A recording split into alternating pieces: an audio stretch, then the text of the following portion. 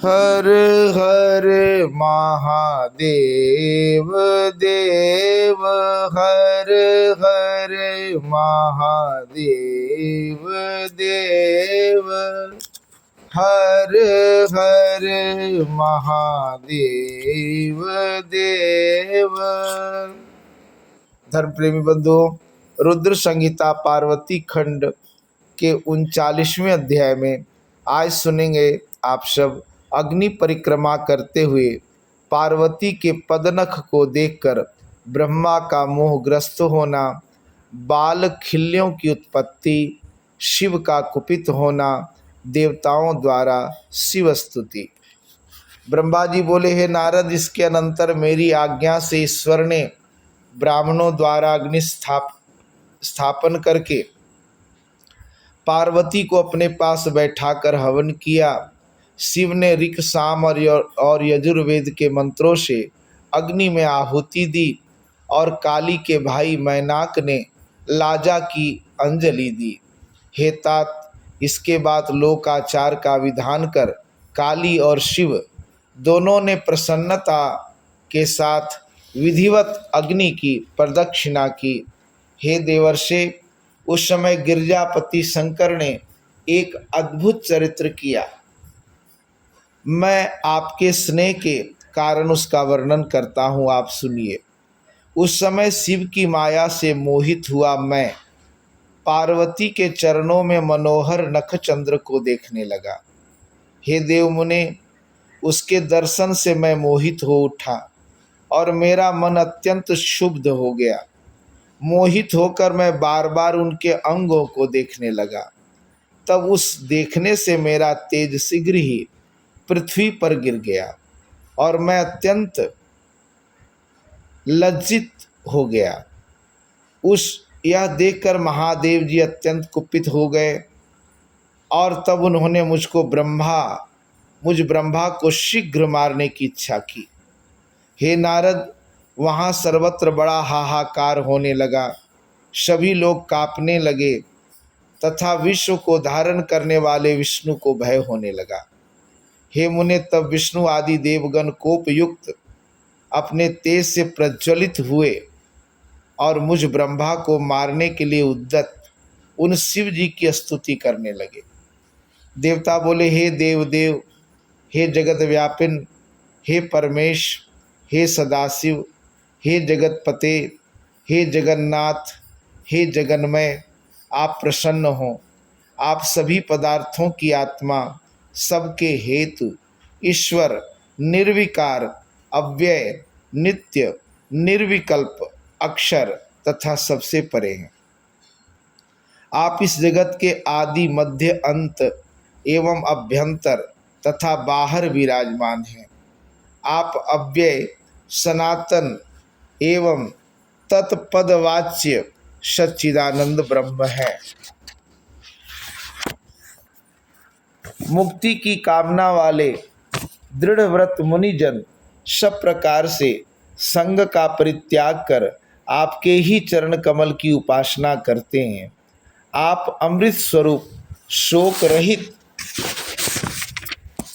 निर्गुण, श्रेष्ठ, आनंद मात्र, व्यग्रता रहित, निर्विकार, आत्मा से रहित तथा माया से परे पूर्ण ब्रह्म है। आप संसार की उत्पत्ति, पालन तथा प्रलय के कारण हैं। इस संसार को आपकी अपेक्षा है, किंतु सर्वत्र व्यापक आप परमात्मा को किसी की अपेक्षा नहीं है। आप एक होते हुए भी सत एवं असत हैं, द्वैत एवं अद्वैत हैं, गढ़े हुए तथा न गढ़े हुए। स्वर्ण में जैसे वस्तु भेद नहीं है, वैसे ही आप भी हैं। पुरुषों ने अज्ञानता के कारण आप में विकल्प का आरोप किया है, इसलिए सोपाधि में भ्रम का प्रतिकार किया जाता है, किंतु निरुपाधि में नहीं। हे महेशान, हम सब आपके दर्शन मात्र से धन्य हो गए, क्योंकि आप दृढ़ भक्तों को आनंद प्रदान करते हैं। अतः हे शंभो, हम लोगों पर दया कीजिए। आप आदि हैं, आप अनादि हैं, आप प्रकृति से परे पुरुष हैं। आप विश्वेश्वर, जगन्नाथ, निर्विकार एवं पर से भी परे हैं। हे प्रभु, रजोगुण युक्त ये जो विश्व मूर्ति पितामह ब्रह्मा हैं और सत्व गुण से युक्त पुरुषोत्तम विष्णु हैं, वे आपकी ही कृपा से हैं। कालाग्नि रुद्र तमोगुण से युक्त हैं। आप परमात्मा सभी गुणों से परे हैं। आप सदाशिव महेशान, सर्वव्यापी तथा महेश्वर हैं। हे विश्वमूर्ते, हे महेश्वर, व्यक्त महत तत्व पंचभूत तन्मात्राएं एवं इंद्रियां आपसे ही अधिष्ठित हैं। हे महादेव, हे परेशान, हे करुणाकर, हे शंकर, प्रसन्न होइए। हे देव देवेश पुरुषोत्तम, प्रसन्न हो जाइए। हे प्रभु, सातों समुद्र आपके वस्त्र, सभी दिशाएं आपकी महाभुजाएं, द्युलोक आपका सिर, आकाश नाभि और वायु नासिका है। हे प्रभु, रवि सोम अग्नि आपके नेत्र, मेघ आपके केश और नक्षत्र तारा ग्रह आपके आभूषण हैं। हे शंकर, आप वाणी तथा मन से सर्वथा अगोचर हैं। अतः हे देवेश, हे विभो, हे परमेश्वर, हम लोग आपकी स्तुति किस प्रकार करें। पंचमुख 50 करोड़ मूर्ति वाले त्रिलोकेश वरिष्ठ एवं विद्या तत्व स्वरूप आप रुद्र को प्रणाम है।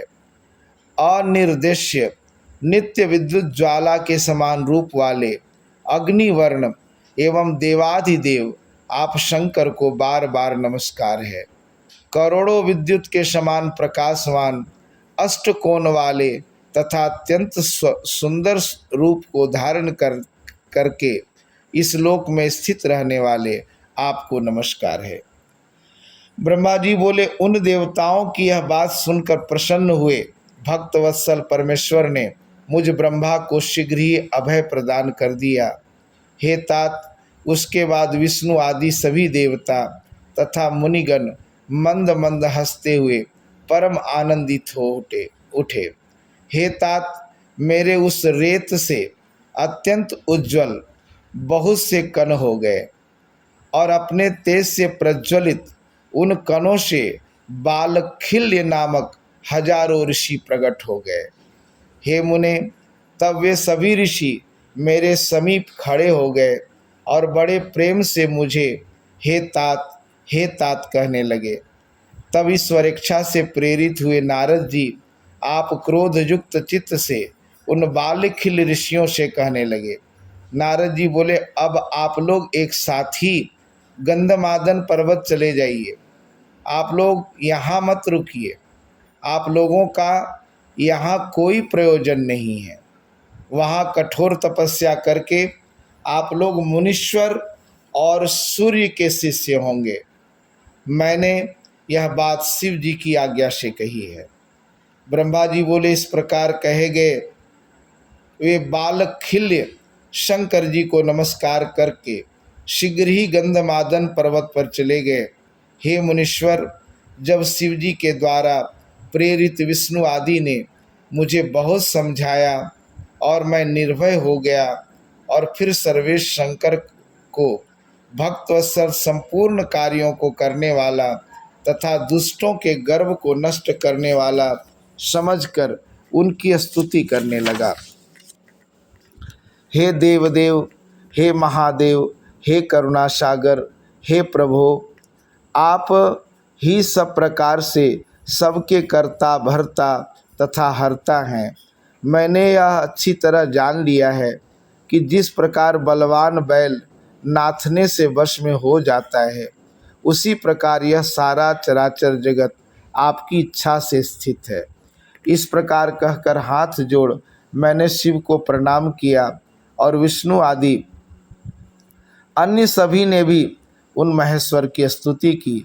तब दीन भाव से की गई विष्णु आदि सभी देवताओं की तथा मेरी शुद्ध स्तुति सुनकर महेश्वर प्रसन्न हो गए। हे मुने, उन्होंने प्रसन्नचित होकर मुझे अति श्रेष्ठ अभय दान दिया। सभी ने महान सुख प्राप्त किया और मुझे अत्यंत प्रसन्नता हुई। इस प्रकार श्री शिव महापुराण के अंतर्गत द्वितीय रुद्र संहिता के तृतीय पार्वती खंड में ब्रह्मा के मोह का वर्णन नामक 49वां अध्याय पूर्ण हुआ। हर हर महादेव देव। 49वें अध्याय के बाद कल आप सब सुनेंगे 50वें अध्याय में शिवा शिव के विवाह कृत्य संपादन के अनंतर देवियों का शिव से मधुर वार्तालाप की कथा। आज के लिए इतना ही। धन्यवाद।